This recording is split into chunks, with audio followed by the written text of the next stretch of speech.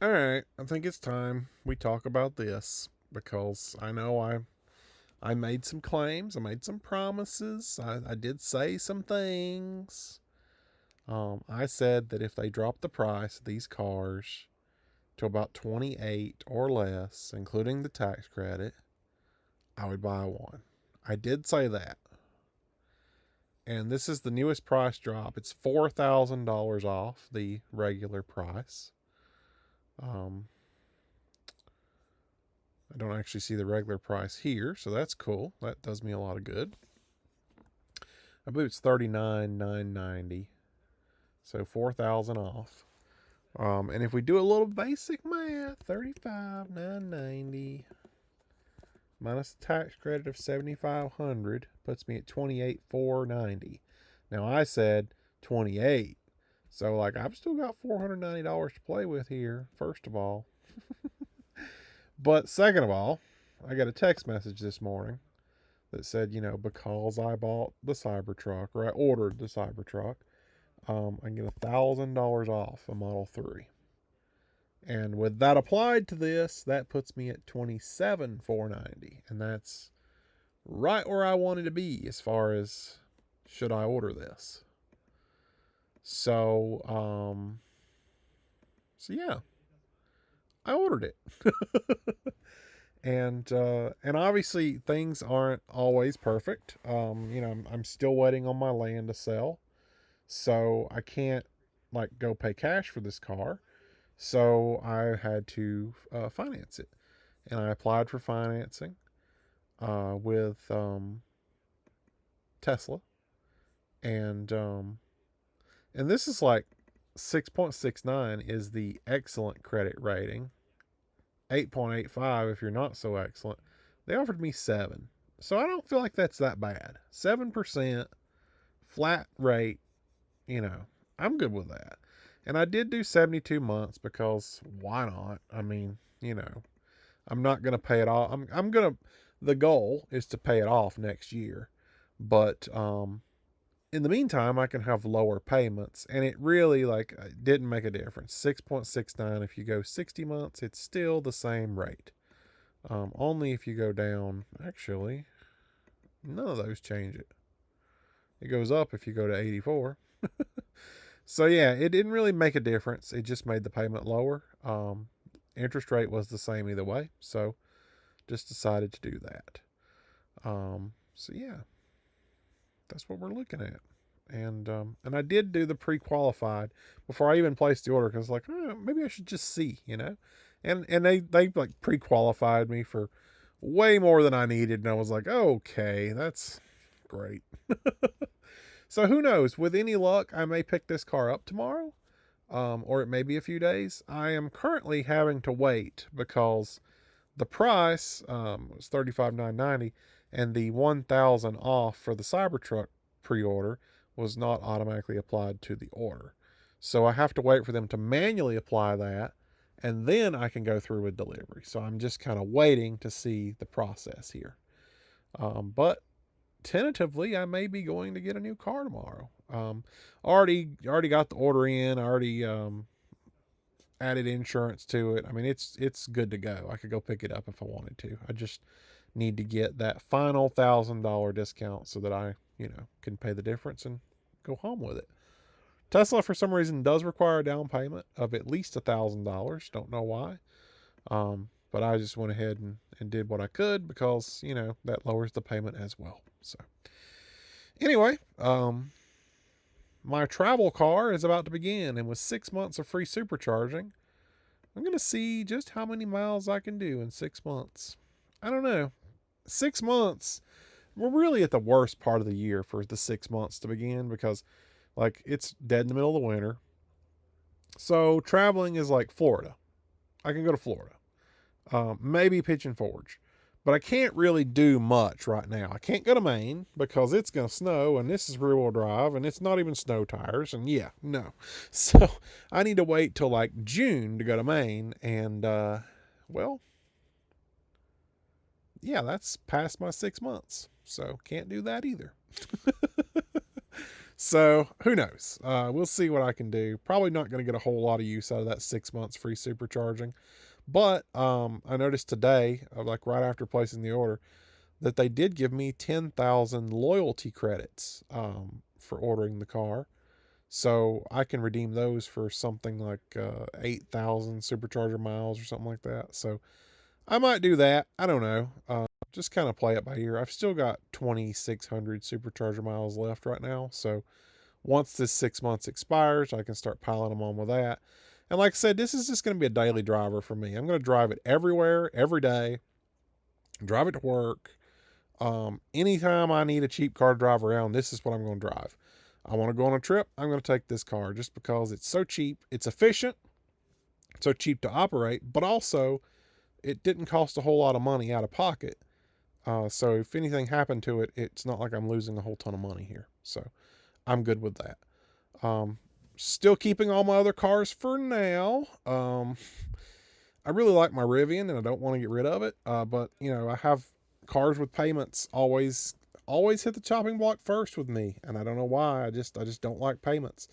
And I could sell the Rivian today and knock out both loans. I could pay off this Model 3 and have the Rivian paid off because I wouldn't own it anymore and be good. And that really looks enticing to me. I wouldn't have a Rivian anymore, but so I have to think about that. I don't really want to get rid of the Rivian, and I'm going to just try to pay the payments for now. I've got a long-term plan to pay this car off, to pay the Rivian off.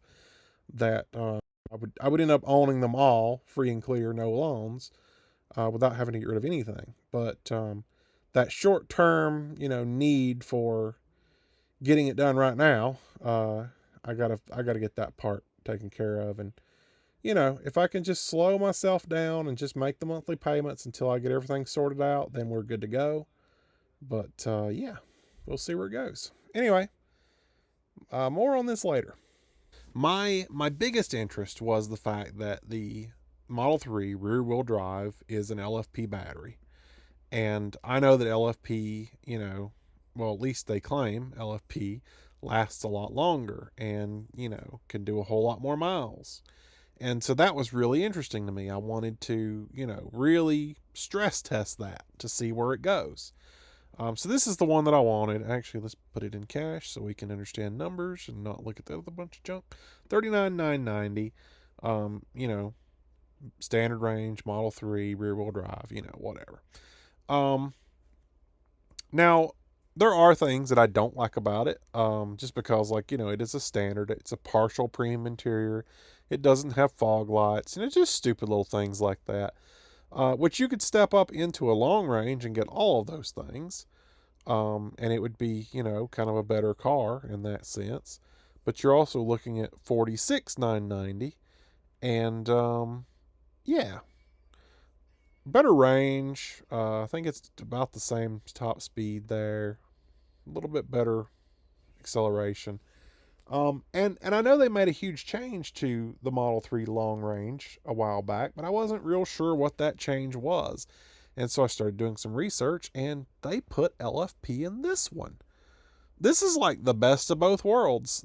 It gives me the LFP that I wanted, but at the same time, it's all-wheel drive, it's long range, it's not partial premium, it's actually premium interior. Which I don't even know what the difference is. Do they tell you here? I don't know. They probably do, and I'm just gonna overlook it. So easy charging over there, updates, mobile. I don't even know. But anyway,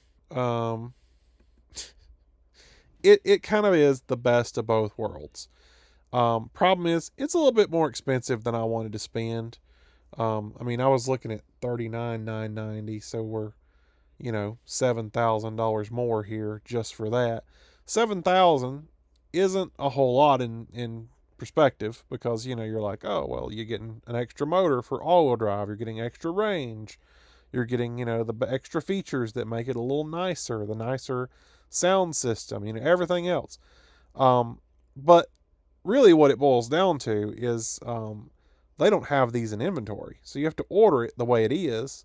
You may get it by the end of December because right now that's all it says, December. But they don't have any inventory. And the whole point of inventory is that you're going to save, like they're knocking money off the actual price because it's in inventory. Last I checked, we were at 30 some, what? 3,000 off the price. And then, today it actually came down 4,000 off the price, which that's in another video I talked about earlier. But anyway, so you're talking about, 39 down to 35. So now 35 versus 46, it's $11,000 difference. And then that really doesn't make any sense. So if they had these in inventory, and like I said, I am not picky about color. It does not matter to me what color. But if they had these in inventory, I probably would switch my order to one of them just because it kind of is the best of both worlds. But I mean, okay, now they have them in inventory. They didn't have them in inventory. But as you can see, it's not even $1,000 off. I mean, really not a big savings there for what you're trying to do. Let's go low to high. And then, I put in my white interior and they won't have anything because that's how that works. But anyway, yeah, savings. Okay, now that's rear wheel drive. So they don't have any with white interior. So yeah, that kills that. I don't want black interior. And the discount isn't that great. I mean, if we were talking 39 maybe to get into this one, I would consider going with black interior just because. But, no, whatever. Later on, I learned that, some of these cars, especially the cheapest cars you get, like the Model 3 rear wheel drive, um, they tend to hold their value really well. I mean, even a year, 2 years later. So if I end up later wanting to step into, say, the long range instead, I can always do that. But when you start talking about going a little more expensive here, a little more expensive there, it's no longer the cheap car that I wanted it to be that I could just pile miles onto. It's now a more expensive car that I'm not going to want to put as many miles on it. So it kind of defeats its own purpose when you start doing this. Yeah, it would have been nice to have gotten the long range, the dual motor, and went all in. But I mean, for the price difference, it wasn't worth it. So.